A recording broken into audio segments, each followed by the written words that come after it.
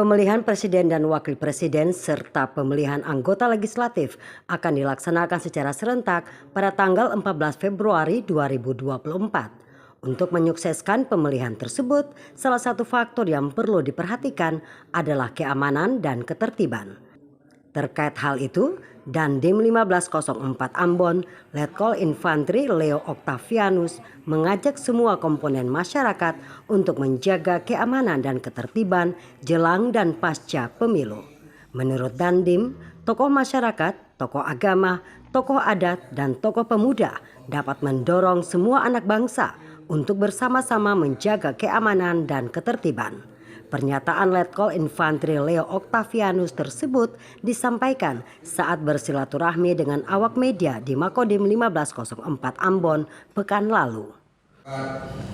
Apakah itu tokoh agama, tokoh masyarakat, tokoh pemuda, perangkat pemerintah yang ada di wilayah tersebut supaya menjaga ketertiban dan ketentraman yang ada di wilayah.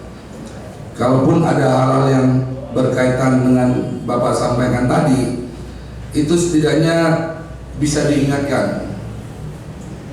Di sini bukan cuma menjadi tugas dari aparat TNI Polri, tapi semuanya, Pak. Termasuk yang paling dominan adalah orang tua. Kan begitu ya? Ketua Umum Dewan Pengurus Wilayah DPW Badan Komunikasi Pemuda Remaja Masjid Indonesia BKPRMI Maluku Ahmad Ilham Sipahutar menilai keamanan merupakan faktor yang sangat penting untuk mendukung terselenggaranya suatu kegiatan termasuk pemilu. Untuk itu, Sipahutar mengajak pemuda dan remaja masjid yang ada di Maluku untuk bersama-sama menjaga keamanan dan ketertiban pada jelang dan pasca pemilihan umum.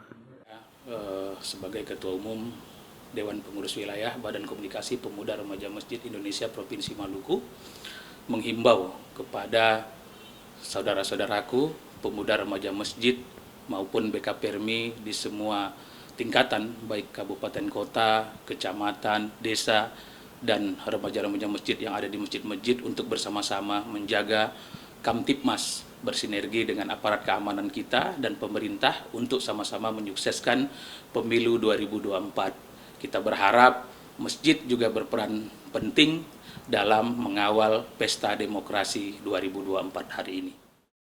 Hamzah Tomia melaporkan.